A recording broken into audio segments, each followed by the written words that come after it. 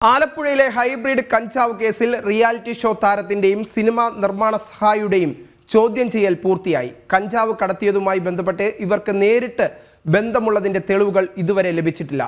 ലഹരിയിൽ നിന്ന് മുക്തി നേടാനുള്ള ശ്രമത്തിലാണെന്ന് ശ്രീനാഥ് ബാസി ഇന്നലെ എക്സൈസിനെ അറിയിച്ചു. അതേസമയം ഷൈൻടോ ചാക്കോ ലഹരിമുക്തി ചികിത്സ പൂർത്തിയാക്കിയില്ലെങ്കിൽ നിയമത്തിന്റെ സംരക്ഷണം ലഭിക്കില്ല.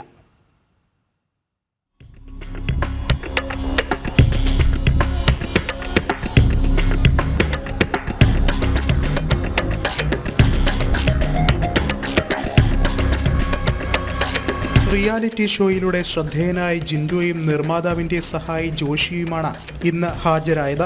ആലപ്പുഴ ഹൈബ്രിഡ് കഞ്ചാവ് കേസിലെ ഒന്നാം പ്രതി തസ്ലീമയുമായി എന്തിനാണ് സാമ്പത്തിക ഇടപാടുകൾ നടത്തിയതെന്നറിയാനാണ് ഇരുവരെയും വിളിച്ചു വരുത്തിയത്. ഒത്തിരി ആൾക്കാരിവിടെ ഉണ്ട്.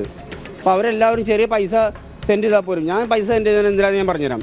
അതായത് ആളുടെ അച്ഛന് സുഖമില്ല, കറക്റ്റ് തെളിവാട്ടോ. നിങ്ങൾ കേട്ടോ, ആളുടെ അച്ഛന് സുഖമില്ല എന്ന് പറഞ്ഞ് എന്നോട് പറഞ്ഞ് കൈയും കാലും പിടിച്ച് ചോദിച്ചപ്പോൾ ഞാൻ പൈസ ഇട്ട് കൊടുത്തു. ഒരു 8,000 രൂപ കൊടുത്തു, ഒരു കൊടുത്തുള്ളൂ. അത് കഴിഞ്ഞ് ഒരു 10 ദിവസം, അത് കഴിഞ്ഞപ്പോഴേക്കും 10 ദിവസം കഴിഞ്ഞപ്പോഴേക്കും 10 ദിവസം ആയില്ല, അതിന് മുമ്പ് ചോദിക്കുക രാവിലെ തന്നെ വിളിച്ചിട്ട് പറയാം അപ്പം മരിച്ചു എന്ന് പറയണം. അപ്പോൾ അപ്പം മരിച്ചു ഒരു 1000 രൂപ വരുമ്പോൾ വണ്ടിക്കാശിന് പോകാനാന്ന് പറയണം. അപ്പോൾ അത് തന്നെ ഞാൻ 1000 രൂപ ചോദിച്ചപ്പോൾ 2000 രൂപ കൊടുത്തു. ഇനി വേറെ ആൾക്കാരോടും ചോദിക്കണ്ട, നിങ്ങൾ നേരെ വിട്ടു പോകും, അപ്പം മരിച്ചല്ലേ എന്ന് പറഞ്ഞു. അവിടെ ചെന്നിട്ട് അപ്പം മരിച്ച ഫോട്ടോ വരെ എനിക്ക് കിട്ടുന്നു. ഇത്രയും കാര്യം ഞാൻ ചെയ്തുള്ളൂ. അല്ല, ഞാൻ വർഷങ്ങളോട് അറിയുന്നൊരു ലേഡിയാണ്. ഇല്ല, ഞാനിത് നമ്മൾ ചോദിക്കുമ്പോഴേക്കും നമ്മൾ ഒരു 10, 200, 300 ഇട്ട് കൊടുക്കുന്നല്ലാതെ വേറെ നമ്മളൊന്നും കൊടുക്കില്ല. ഞാൻ അത്യാവശ്യം കുറച്ച് റിയൽ എസ്റ്റേറ്റ് ബിസിനസ് ചെയ്യുന്ന ഒരാളാണ്. അല്ല, സൗമ്യമായിട്ട് ബന്ധമില്ല കേട്ടോ. സൗമ്യ എനിക്കറിയില്ല. ജസ്റ്റ് ടീന എനിക്ക് അറിയുള്ളൂ. തസ്ലിമ എന്ന് പറഞ്ഞപ്പോൾ പിടിച്ചപ്പോഴാണ് അറിയണം ഇങ്ങനെ ഒരു പേരാണ്. ക്രിസ്റ്റീന.